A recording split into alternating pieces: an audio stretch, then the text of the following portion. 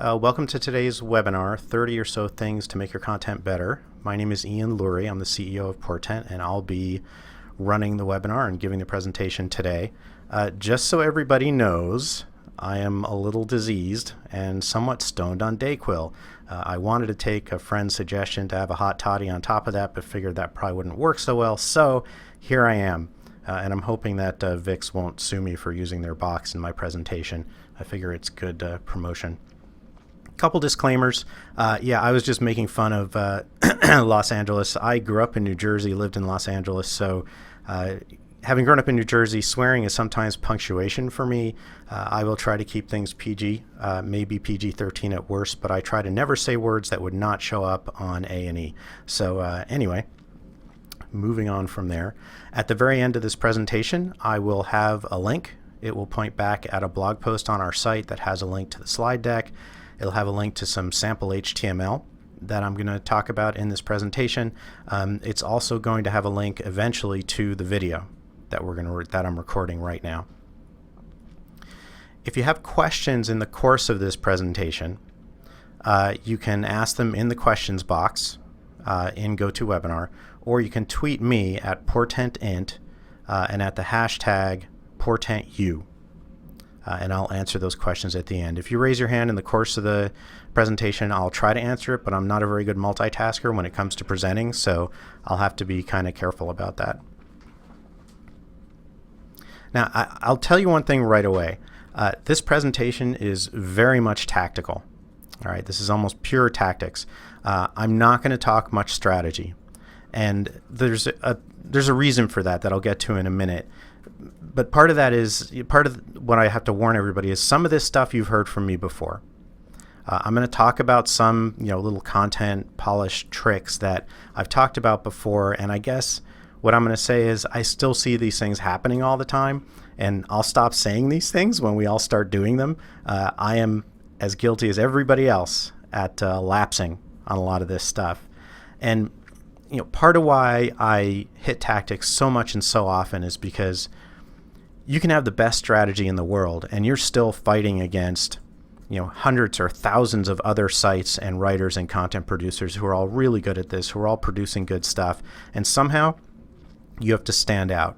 So this is all about those little things, right? The little things that can boost your content and make it work better.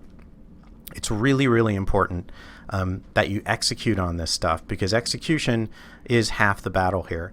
And this is what we've lived at Portent for years, is produce lots of good stuff, but also do the best job we can of execution. We are far from perfect, very far from perfect, but we do the best we can. And if you do that, if you're very consistent about it, as the years pass, you build more and more traffic to your site, which hopefully turns into greater and greater engagement and helps you grow your business.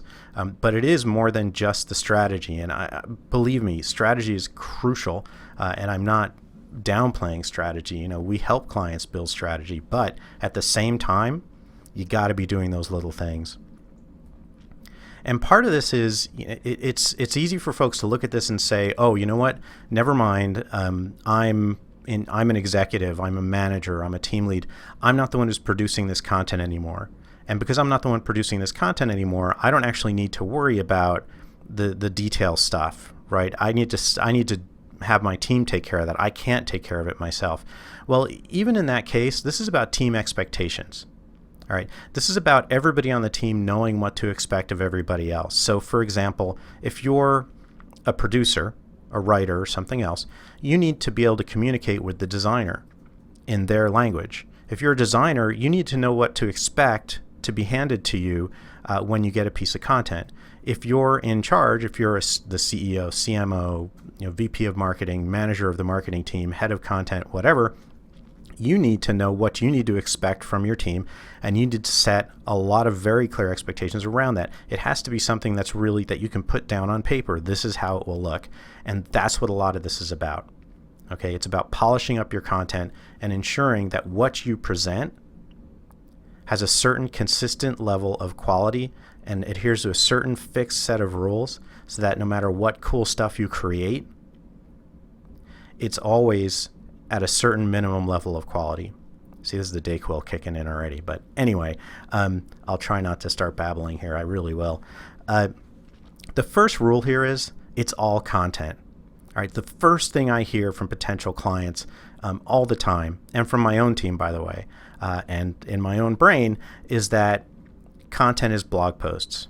Right? We all fall into this kind of trap where we're talking about content, and when we're talking about content, we're talking about blog posts. So we say, we will produce more content for you. And what we really mean is we will produce more blog posts. Blog posts are always where we start, and they shouldn't be, because content is any form of communications. It's anything that you say or someone else says about you, your product, your service, your brand, whatever, anywhere on the internet at any point in time. And by the way, off the internet. A product page is content. And maybe when you take all these tactics that I'm about to present to you, you should take them and apply them to your product pages before you take the time to write new blog posts. A tweet is definitely content, right? A picture of two lizards lounging on a lounge chair. This is a hilarious video, by the way, because they're just kicking it. And they are alive. They're not stuffed or something. That's content, right? A news article with my comments about Capybara. If you know me, you know how obsessed I am about Capybara. They're loose in Toronto. I want to fly to Toronto and see if I can catch them. But comments are content as well. Your homepage is content. A search listing, a search ranking is content, right? And so is a video about brushing your cat. So all these things are types of information that these are all communications about you, your brand, your services, or something. They're all content. And yes, even this, it's an actual photo of a sign that I found in Puerto Vallarta. This is, believe it or not, content. And clearly it worked. I remembered it. I took a picture of it. But anyway, if you ever want to buy pharmaceuticals cheap, I guess you can get them in Puerto Vallarta. The second tip is remember that content is a product. Okay, it's a product that people are buying, and they're buying it with time. And you need to deliver a really good return on that first investment. When they spend their time, you've got to deliver something really good, and that's what content is all about. All right, that it's the first thing I spend, quote unquote, when I come to you. And if you want to provide a really good customer experience, what do you always say? You need to provide the customer with a good return on investment. This is the first investment that they make. So just keep that in mind all the time. And then remember the ripple effect. All right, and after this, we're going to get very tactical. So, but one last sort of strategic thinking here. Remember the ripple effect. Content affects everything above it. So if you think of marketing as sort of a stack, right, content influences every channel. And it also ripples across many, many different venues. So as an example here, maybe you produce a blog post or a page on your site or a product or a video or something, and then someone tweets about it, right? And then someone else retweets that tweet. And the next thing you know, you send out an email promoting it, or somebody else does. And then that generates another tweet, which leads to a Facebook post. And then all of a sudden, you've got all these little bits of content all over the map, right? And if you think of every one of these pieces of content as places, and you're generating more and more places, you want to give people great places to go. So you have to always think about the fact that content generates these ripples. It creates all these new places. When you create one thing, you're creating something that's going to spawn many other things. And a lot of the tips in here deal with how you respond to and how you work with all those additional places, the ripple effect. How do you capitalize on that? And I'm going to start with some of the standard stuff. All right, just grammar and writing, because to be honest, this is where I see a lot of things falling apart. I think someone's asking whether a hashtag is content. I'm not sure. Yes, a hashtag is definitely content. And as far as a hashtag for this presentation, it's hashtag portent you, all one word. So grammar and writing, a big part of this for me is that this is not an existential experience.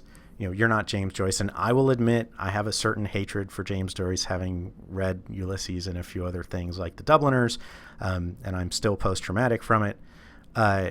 But anyway, you're not James Joyce, all right? This is not some kind of existential artistic experience. It should be brilliant stuff, but as David Ogilvy once said, if it doesn't sell, it's not creative. And remember the business that we're in, right? We're in the business of marketing. And the first thing is just edit your work. The way I edit, if I have the time, is I take the piece of writing that I've done, and I read it forwards, and then I read it backwards a paragraph at a time, then I read it backwards a sentence at a time, and then I read it backwards a word at a time.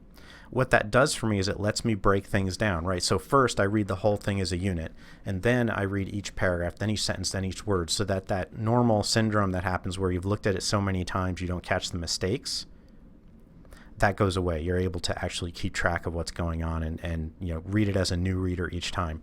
And then I'll try to get someone else to read it as well. And by the way, this is for again, standard blog posts and product descriptions and everything, but it's also for transcripts, anything that I'm writing that's going to lead to other types of content. But of course, we all know you never get to do this, right? You never have time to do it.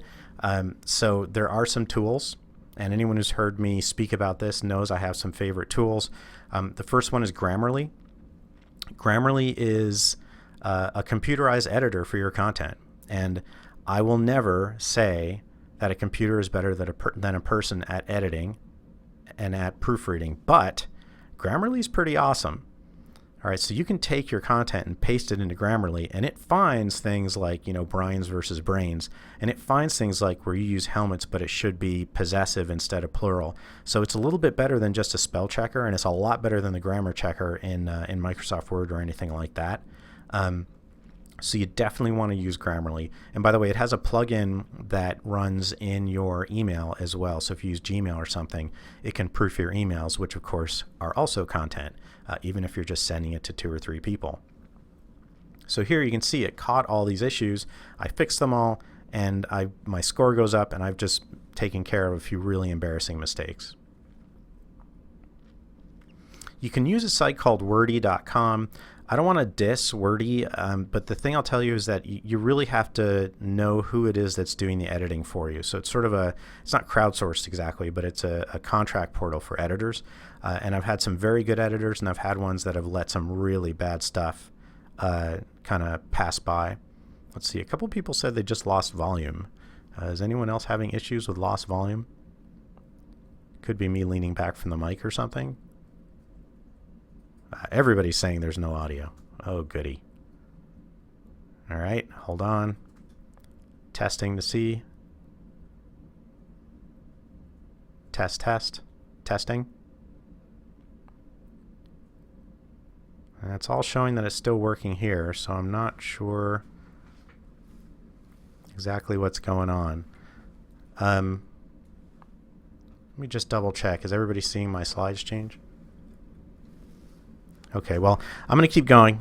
This is being recorded, and it looks like it may have just come back. And I'll just edit this out. That's the beauty of recording these things. So Wordy, you want to be a little bit careful with exactly who you get as an editor. I've had very good luck, not so good luck. And by the way, this kind of editing, again, you think it's just for text or blog posts. Well, I will bet that Mitt Romney wishes he had this one back. Because a better immersia is not what he was trying to run for president to create. I think he probably meant America, and obviously a little spell checker would have done him a lot of good here. So anyway, it's about all sorts of different kinds of content. The other thing is to brevitimate, aka be concise. I just created a new word, which I think is just awesome. You want to make sure that your writing is as concise as humanly possible. You can embellish. There's always times when you want to embellish. There's always times when you want to make your content a little bit, there's times when 3 words is better than 1. But as much as possible, you want to make sure that you're not using more words than you need to. And my favorite way to edit this is with something called Hemingway. This is the HemingwayApp.com, and of course Hemingway was sort of the opposite of James Joyce. And you can take a look at this tool. What you do is you cut and paste your content right into it, and it will immediately give you a look at hard to read sentences. It'll check grade level. It will look and see whether you're using adverbs, passive voice, and these are a couple things that I'll be talking about in a minute as well. So it's a great tool for doing this. And notice, I'm going to leave one complex sentence in there. Right, just because it says a sentence is complex doesn't mean you need to really worry about it. It's just that this is a really good tool, again, to give you that quick, high-level look when you don't have time to do an edit yourself, you don't have time to give it to someone else, or even just as a gut check after you've done all that. Reduce the number of adverbs.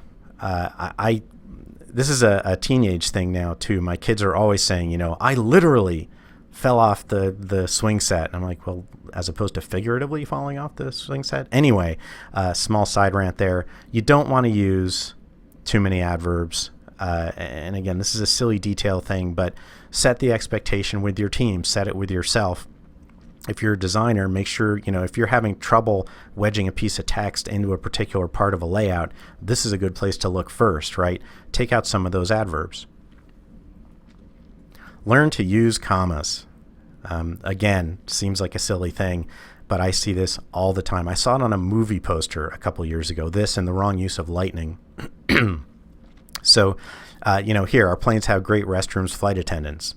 I think this is supposed to mean our planes have great restrooms, comma, flight attendants, comma, and seats. And yes, I'm using an Oxford comma. I like them. If you don't like them, that's fine. I don't want to start some kind of war over Oxford commas or not.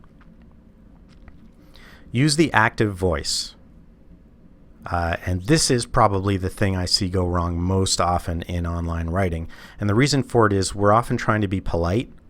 We don't necessarily feel like we should point at the reader, and I'm going to talk about that in a minute too. So you end up with things like the house was painted by me, right? Or I don't think my writing is liked by all. You could just say I painted the house, right? If you did something, or if someone acted on someone else, or something acted on something else, just say so. You don't need to get fancy about it. So again, avoid passive voice. It disconnects the action from the thing, which in the kind of writing most of us are doing is not a good idea. Learn how to use colons and semicolons. This one just drives me nuts because I read so much writing and I edit writing from all over the place. I read so much writing where it's misused.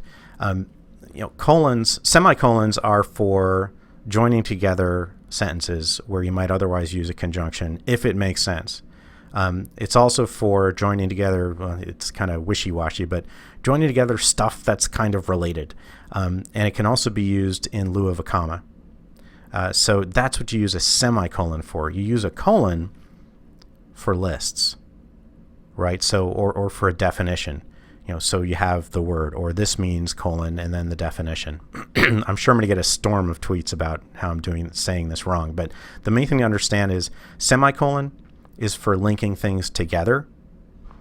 A colon is for linking a topic to a definition or a statement to a list. It's another one that I see a lot, and this is sort of similar to using too many adverbs, but there are all these words and phrases that you just don't need to have, right, that are just unnecessary, and they're called plague words, and I have a huge list of them up, and again, this link will be on the blog post that I will link to at the very end of this.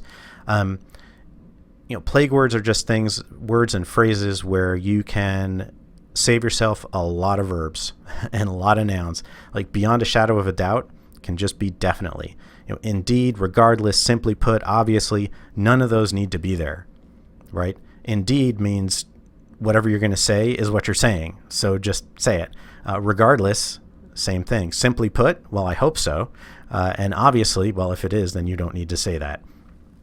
The one I do most often is under no circumstances. I went to law school, and this one comes up all the time for me. Under no circumstances, you can just say never. It works fine. This one's a little more controversial. I personally think that anyone who produces any content at this point has to have HTML as part of their skill set. If you are not able to, at least minimally, I don't mean you have to be able to build a web page from scratch. I just mean you have to be able to produce, you need to be able to control things like headings. And properly create lists and do stuff like that. Otherwise, you're kind of back in the 1960s where the copywriting team wrote the copy and threw it over the wall to whoever was going to make it look nice. And the problem with that now is we have these designers who are awesome, and because they're awesome, they have a million people coming to them all at once, all asking for stuff, and they can't necessarily help us split paragraphs up correctly. And they don't need to help us create a level 1 heading. All right, we should be able to do that. So a few things, and some of these are pure HTML, some of these are just basic formatting, but you never want to have more than 4 to 5 lines in a paragraph. All right, if you're writing a novel, it's fine, but otherwise, you know, this is just terrifying.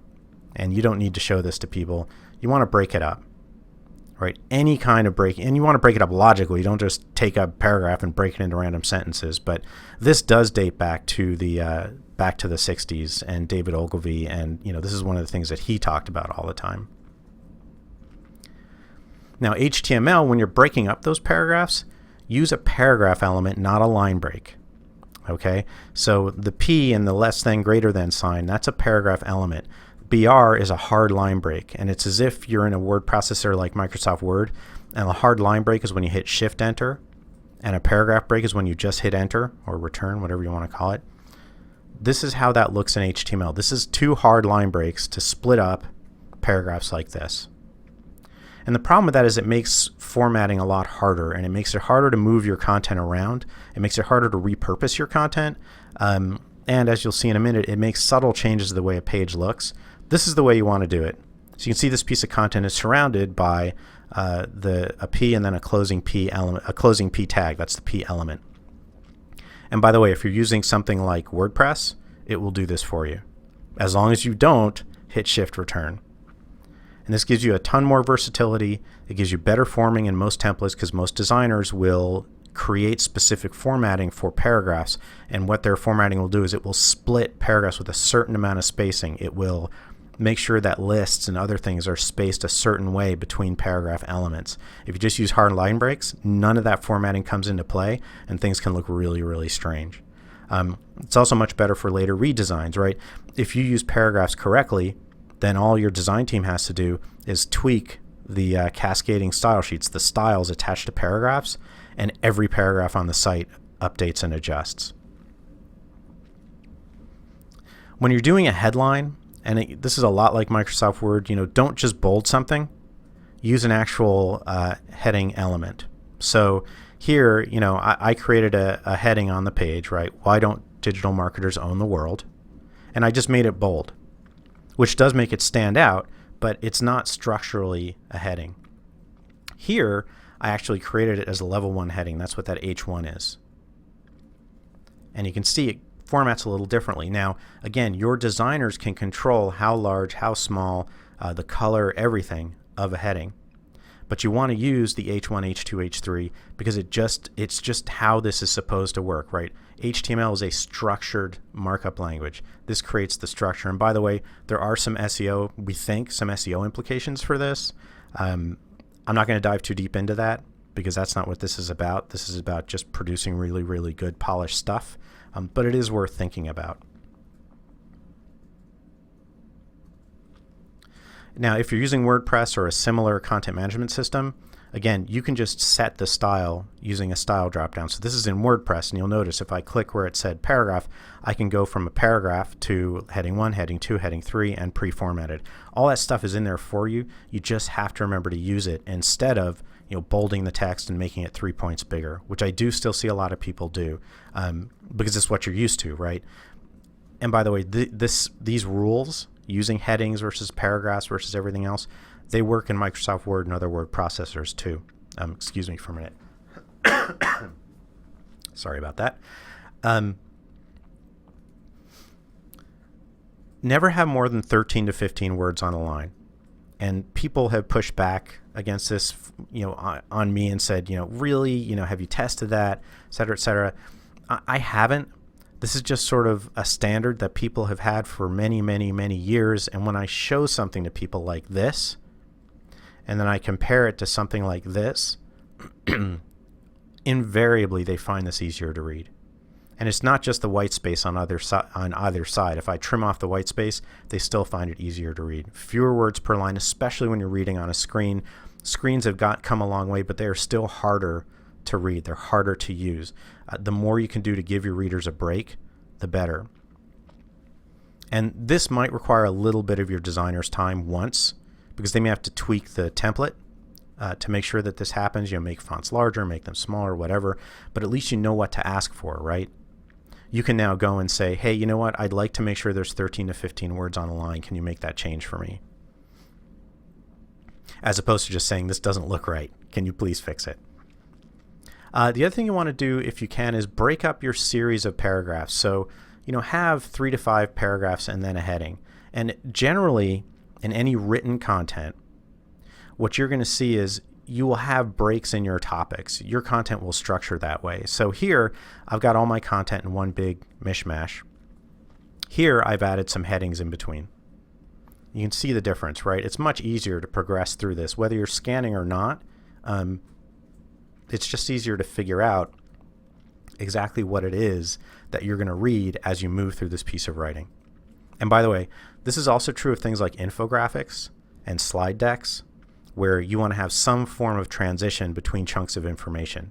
And you'll see that in this deck, in fact. You'll see that I have, orangish, I'm kind of colorblind, but maybe it's brown, I don't know, orange, red, brown, whatever slides for each point, and then I have blue slides creating bigger sections, and then white and black is where I put my examples. There is that structure to it. If you do an infographic, same thing. If you do video, you have some form of transition. Use real list markup. This is the toughest one, probably, because it requires a fair amount of HTML expertise, but I still see people creating lists by just typing in the number 1, typing some text, and then putting in a line break, right? And that ends up looking like this. So when you type in your numbers, there's no spacing between each item, and it wraps right around, right? It doesn't have that hanging indent that you want. If you learn to use HTML list formatting, and again, if you're in WordPress or something similar, you can select the list type, and it will do this for you. Just make sure you do it. Don't just type in 1, because it's not like Word where it will automatically start numbering for you. If you learn to use OL, which is ordered list, and then LI, which is list item, and you just wrap each of these in an LI, you'll get what you want, right? It'll look the way you want it to look. See how there's the hanging indent and everything else? And then smart quotes. And again, this is across every kind of content you can create. If you do an infographic, if you do a slide deck, if you do anything, you want to use smart quotes so that, and these are the entities you can use.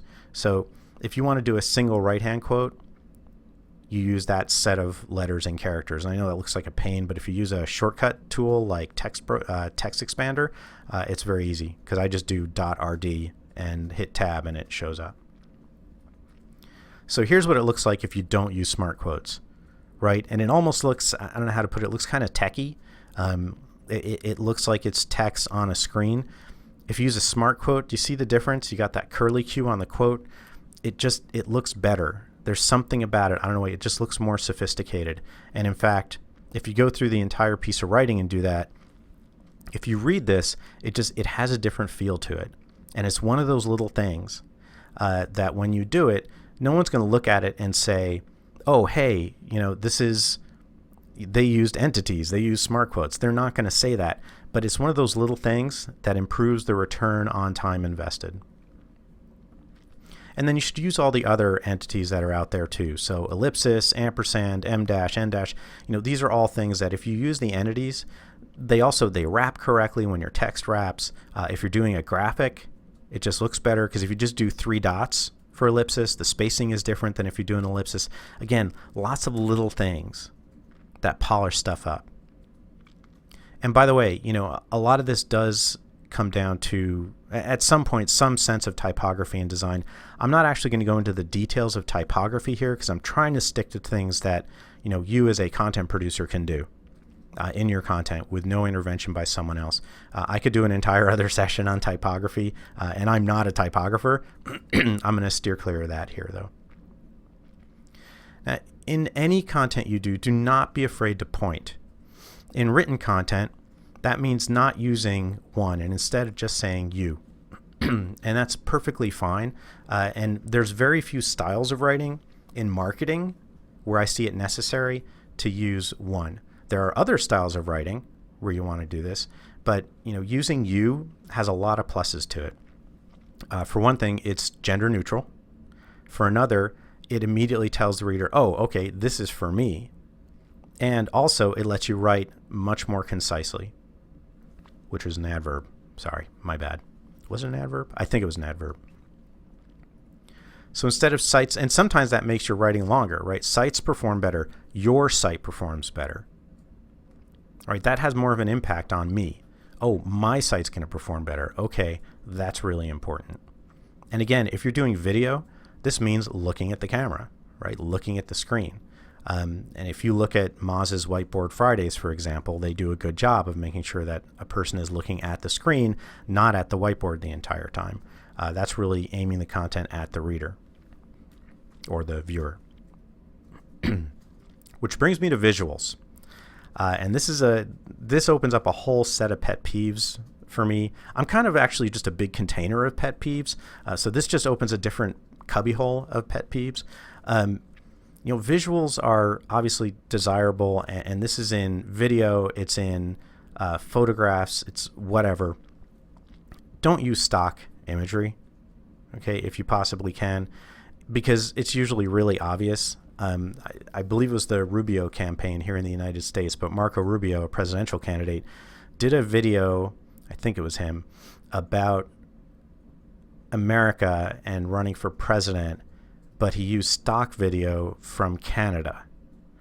So things can go very wrong when you use stock. But also there's some things that start to kind of throw people off. So for example, it's a stock photo if everybody's glass of water is filled at the exact same point.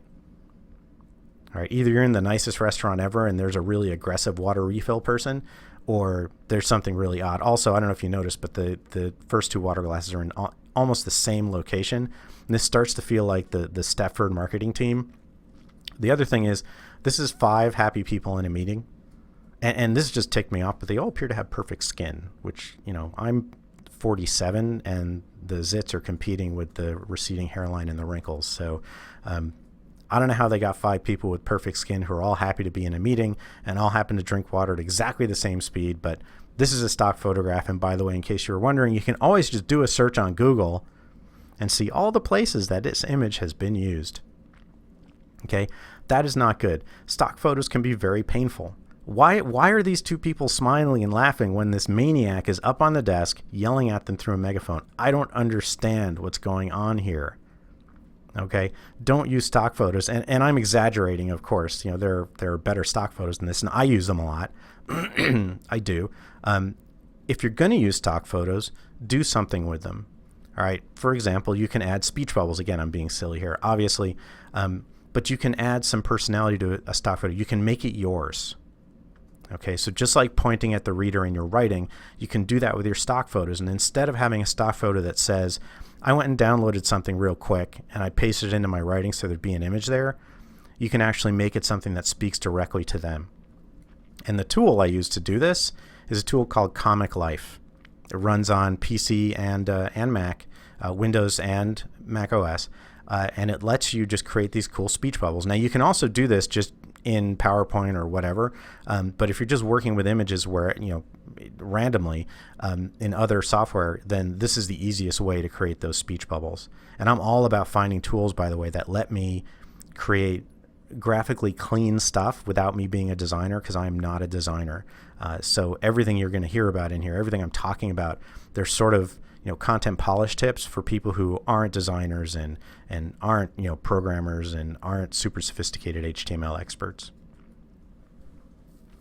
Now, the other thing I see is people tend to use images as white space. So they'll go in and they'll say, this doesn't look good, so let's add 1 image. And you know what? If we add 1 image, maybe we should add 2. And oh, hold on, we should just put tons of images into this. The images may have nothing whatsoever to do with the content, or they may be very loosely related to the content, and they just sort of start throwing them in there. And I, in the past, have said you should have images to break up the flow of a piece of content. It's not to just break up the flow. The images should have a purpose. They should reinforce whatever's being said in the text or the video or whatever else. In this case, these images provide additional information, right? They support the content. Images should have a purpose like that, excuse me. They should have some kind of real purpose. Now, there are exceptions. Sometimes you just want to have a bizarre image for a feature image just to get attention, or a really colorful image or something like that. Here it's a bunch of foam numbers because we're talking about quality score. I get that. That makes sense. But it's when you start dropping those into, in between paragraphs in a piece of content, or you start showing them in a video just so it's not always a talking head. or you slap them up all over. You put random iconography into into an infographic. You want to make sure that images and iconography and everything, that they have a purpose, a real purpose. And of course, sometimes there are images that are just too good to pass up. I'm going to use this image in as many presentations as I possibly can in the next few years, before other people start grabbing it, because I'm stunned. I'm just stunned that someone came up with this. But again, made me stop.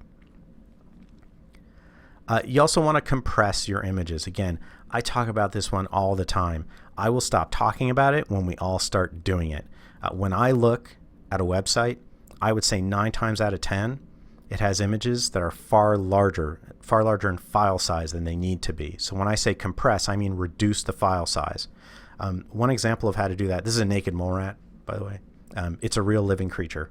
It's alive in that picture, and they always look like that. It didn't fall into a lawnmower or something. The first way to do that is use the right file format. So the file on the left is a portable network graphic, or PNG image. For photographs, that's not the right image format. You want to use JPEG. On the right-hand side is the same image saved as a JPEG with almost zero compression.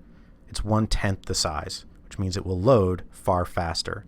As more and more people are using mobile devices, that gets more and more important. Not that you should have a site with bloated images on it if people aren't accessing it with mobile devices.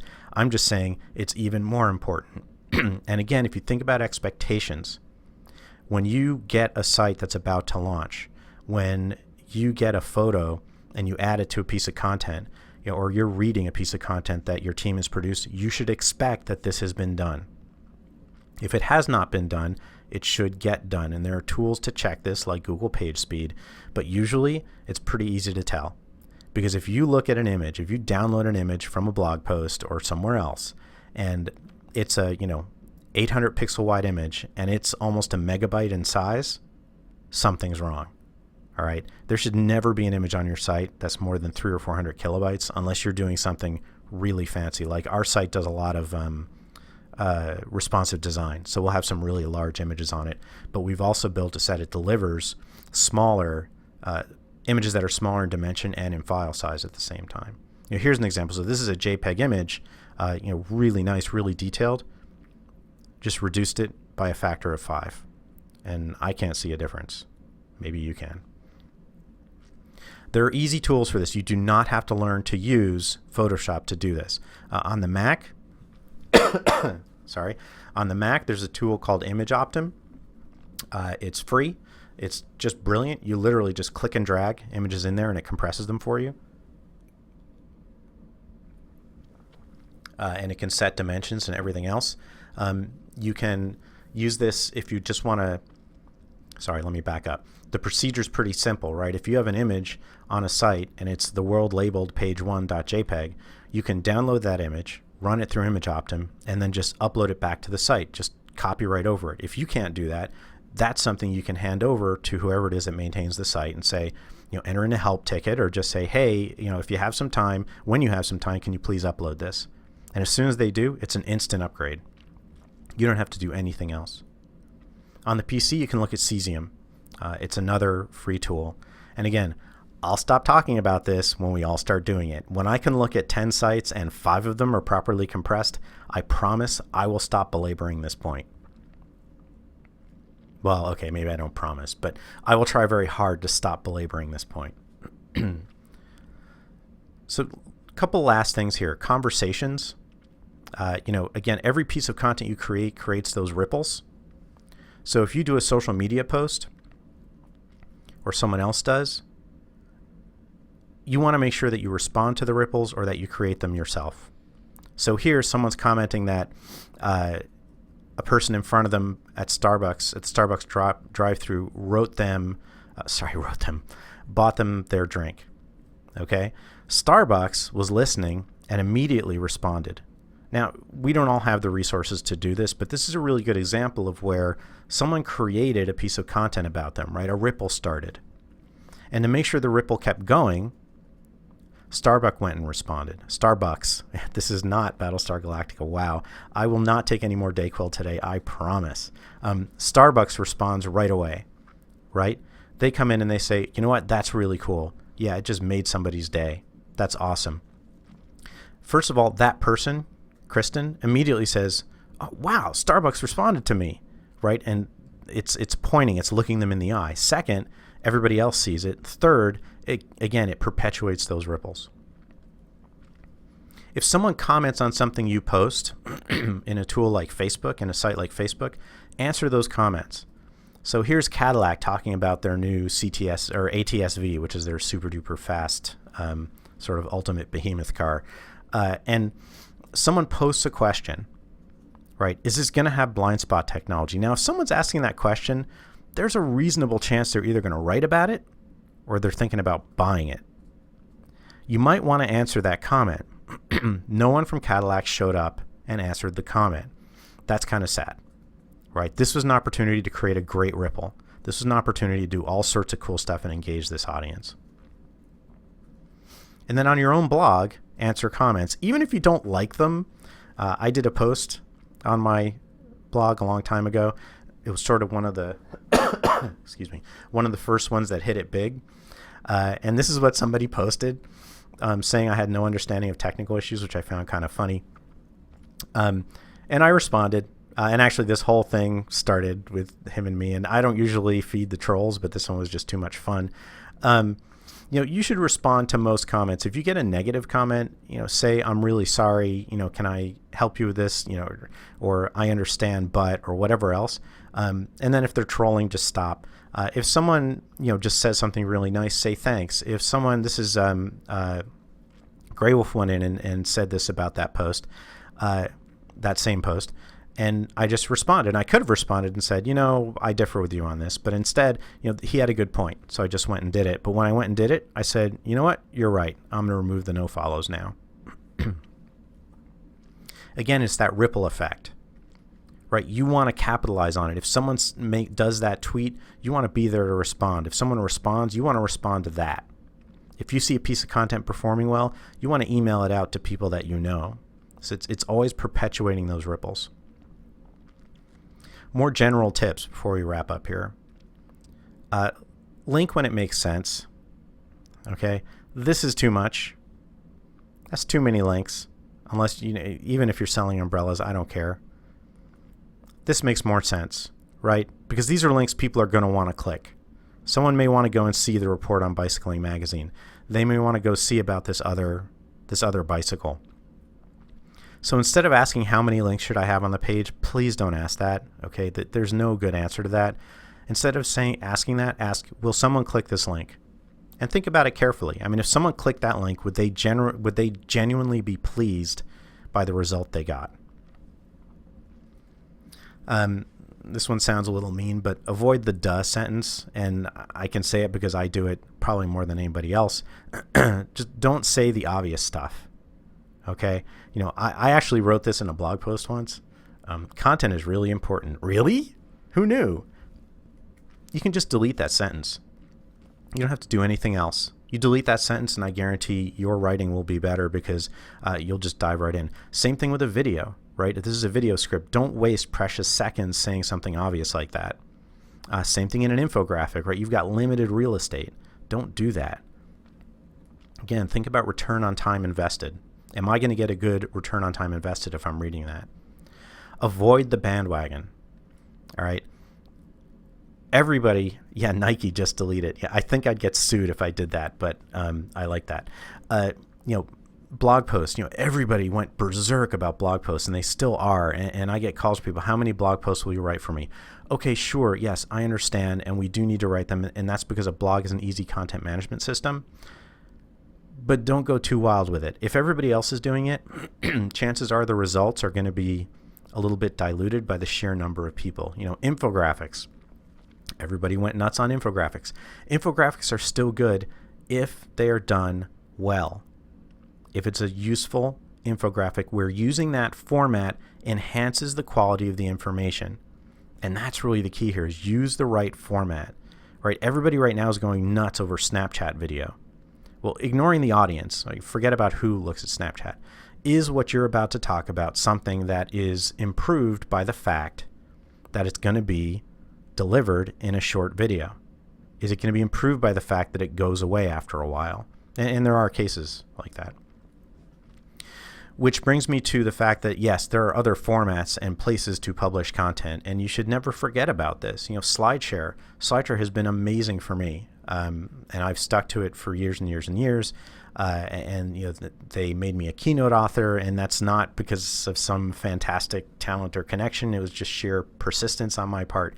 Vine, Instagram, Scribd, or Scribd, I don't know how you pronounce that, doing a Kindle ebook, doing audio, doing a webinar, by the way, and then recording it. Those are all great ways to deliver content and repurpose, right? Like I'm doing this webinar. Well, the slide deck will be up on SlideShare. The video will be up on our site, and then I'm going to get the video transcribed, and that'll be on the same page as the video itself. So you repurpose, and you just remember all these places. Can you push the content to all these places without even doing additional work? And if not, always think about, is this piece of content best delivered as a slide deck? Is it best delivered as text? Think about all the other formats, and think about the other places. Some of them are trendy, like Medium and LinkedIn Pulse, but there's also Quora and Reddit and all these other sites where you can publish long or short form content.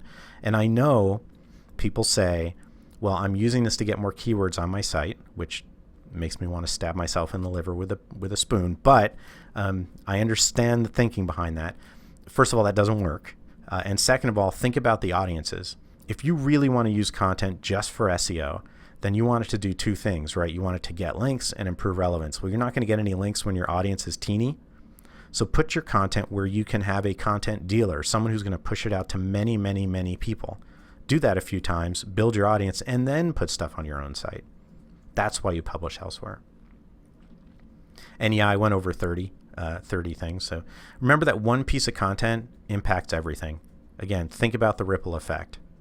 Really, really important. Always think about that when you're producing your content. And then also remember, 10x content does not mean 10x effort. All right, 10x content, which is an industry term, saying just really high quality content.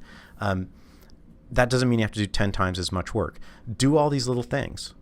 If you do all these little things, if you just pick the ones you can do, okay? Use entities, use smart quotes. If that's the only thing you do, just use those, right? And start doing that. And then maybe compress your images. Or if you can't do that, maybe start using Hemingway. Do the things you can, and you move closer and closer to producing that 10x content. And then the last thing is you got to ship it. And I just gave you this long list of things to execute on. It can induce a certain amount of paralysis. It does it to me sometimes, where I want everything to be perfect. At some point, it's got to get out there. The beauty of digital is if you get something out there that's less than flawless, you can fix it up and tune it up later. So make sure you ship it, because getting that content out there is as important as producing it and polishing it up. So like I said, always be sure to ship it. And that's it. The slides and links will be at portent.co. That's correct, .co. 30 content things. And I will tweet that out shortly. And we got a little bit of time for questions. I see a few here in the question and answer section, so I'm going to take a look at those. Can you suggest a resource for learning basic HTML? That's a good question. I'm a little biased just because I wrote one, not about HTML, but the Dummies books are really, really good. You can just do a search. I think there used to be a site called htmlgoodies.com. I have no idea what's there now, so just, go there with a certain amount of caution. The W3C site, and you have to search for W3C HTML, is really good. Those are the only other ones I can think of off the top of my head. I will post a few resources to the link list as well. File format for delivering content. Do you deliver from a text editor with HTML? Do you deliver it? I never deliver writing in Microsoft Word. Ever, ever, ever. I'm a purist, so I actually don't use any form of visual editor, no form of what you see is what you get or WYSIWYG editor. I actually use a tool called Markdown, and a text editor called Sublime Text, and then I write everything in Markdown and export it to HTML. That gives me a very, very clean HTML. In WordPress, you can use their visual editor or use their plain text editor, and it will do things like add paragraphs for you. So I would just steer clear of any desktop word processing software of any kind, because it's going to screw it up. And also, don't deliver Word content to, if you're writing it and someone else is posting it, don't give it to them in a Word document. Give them text. Even if you don't format it, and you should, but even if you don't format it, give them plain text and then separate images, because it's impossible to take the images out of a Word document and have any reasonable quality, and it's really hard to take the text out of a Word document. But my recommendation is learn HTML, or even better, learn Markdown, and I'm going to do a whole separate webinar on that, by the way.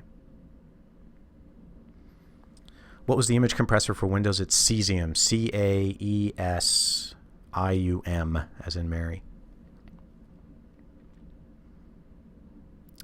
Code Academy, that's a really good idea. You can go to codeacademy.com and learn a lot about HTML there. It's a great resource. And that's, thank you for putting that there.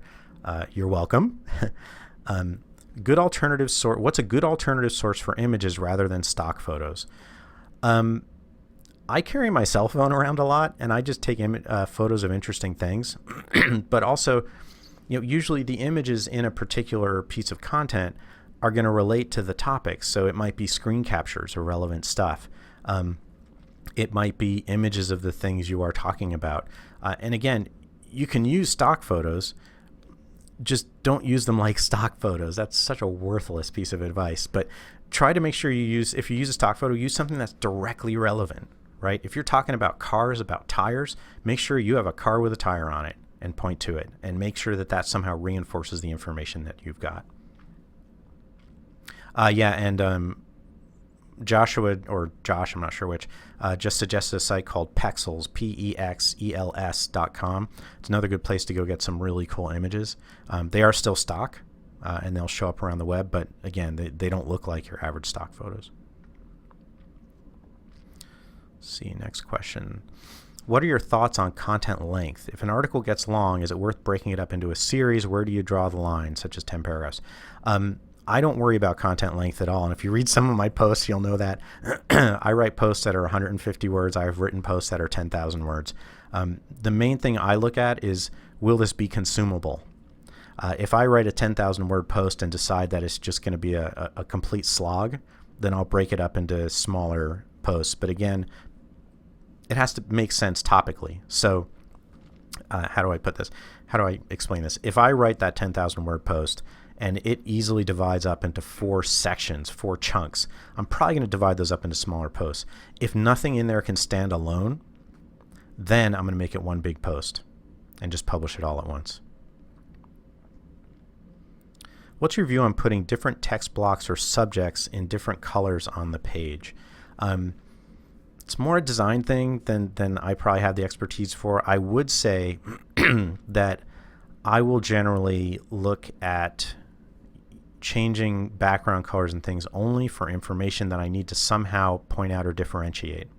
And this is true in print. And by the way, it's also true in any other format, including video. If I'm going to change the setting, the basic context of something, excuse me again, it's because I'm emphasizing it.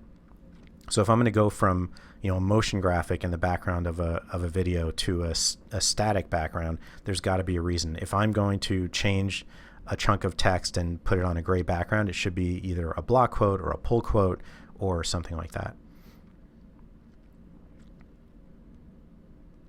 Pexels, again, it pulls in lots of free images from other sites. Non-stock images can be found via Flickr under Creative Commons. Yes, you can always go to Flickr and also on Google and search for images that are licensed under the Creative Commons. Check and make sure which license it is. Make sure it's a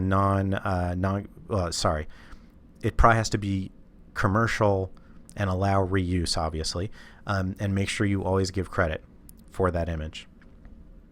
But again, make sure the image makes sense in context. Can you talk a bit about font usage, serif versus sans serif, variety of fonts on a page, etc.? The rules for this have changed a lot. I used to just say you must always use sans serif on a screen, but I have to say that now, serif, there's some downsides to that, like telling you the difference between a lowercase l and a capital I can be difficult in some sans serif fonts. The best place to look for more information about typography in general is look for a book called Typography for Lawyers. It is a fantastic ebook. It is one of the best works on typography I've ever seen. Also look for, I think it's called the Big Book of Font Combinations. You can take a look there.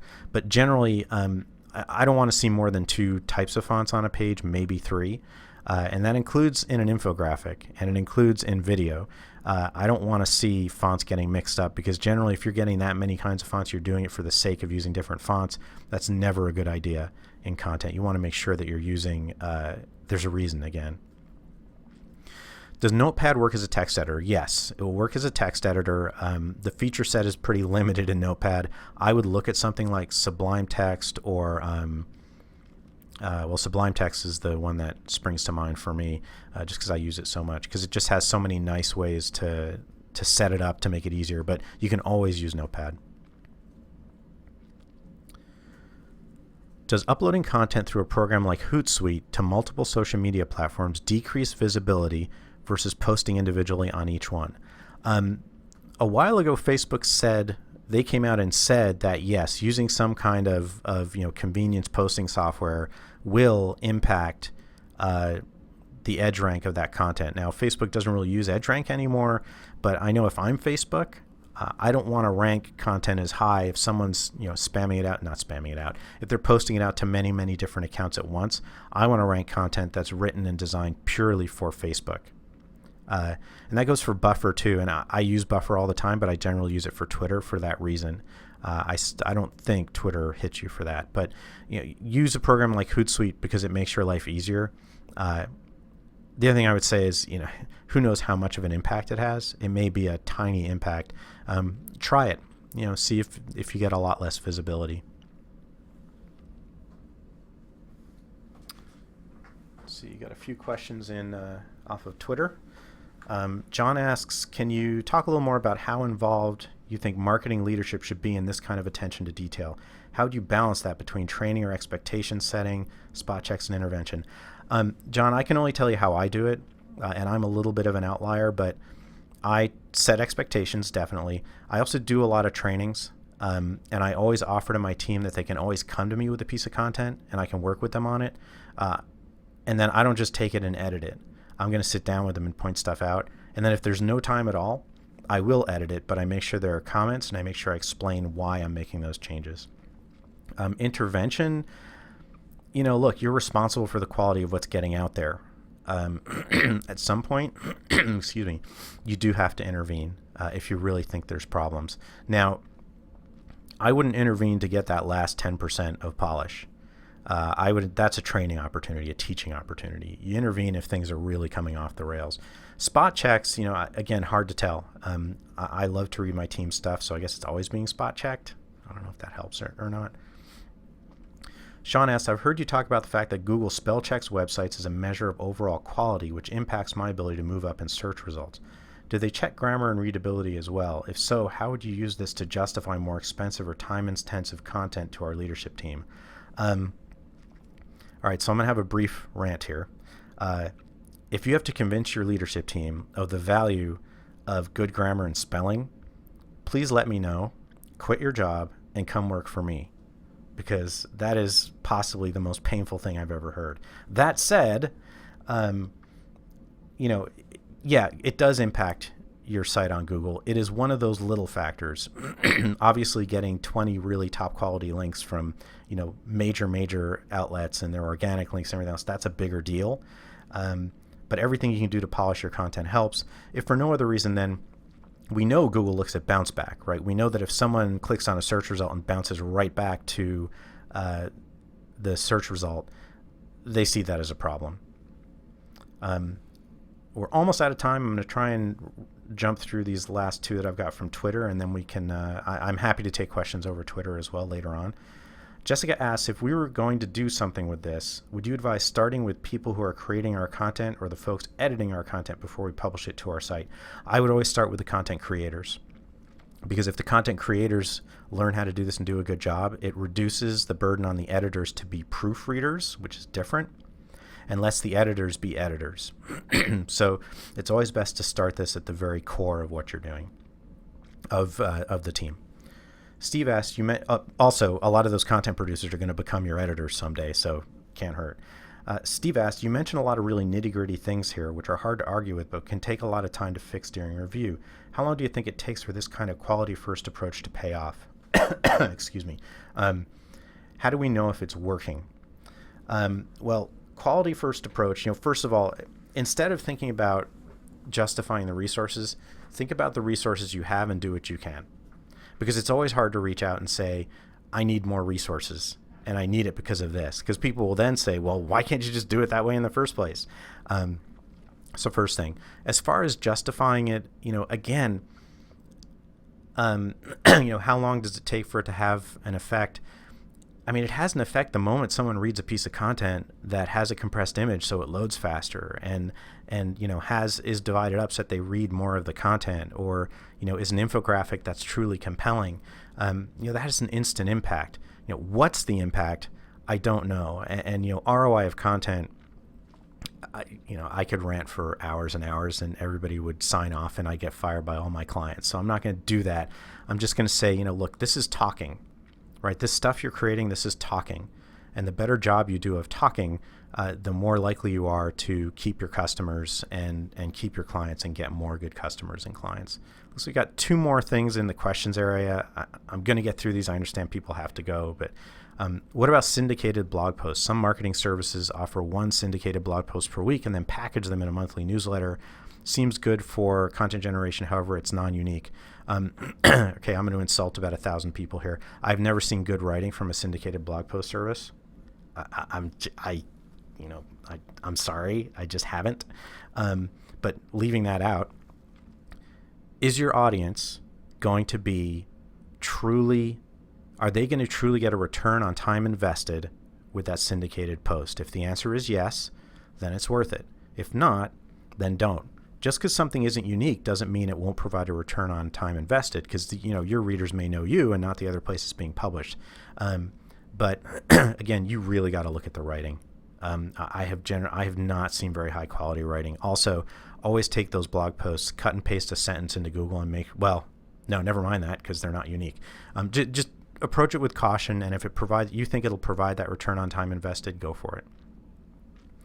What are your thoughts on creating highly shareable content that still has substance? Yes, definitely do that. That was a pretty easy one, actually. I'm not exactly sure what the question is there. I think, highly shareable content, I think I see what you're asking. Highly shareable content, you can do it for the sake of being highly shareable, right? You can put in the outrageous image or whatever. Content that has substance, though, will be shareable forever. So it may not hit a home run right away. And if you remember that graph of Portent's site traffic, it may not hit a home run right away or ever, but it will always gain shares. It will always get attention. So you can go for the spectacular home run and you'll get it, and you'll see this huge explosion of traffic. Generally after that, you're disappointed because it goes away, right? It just kind of disappears.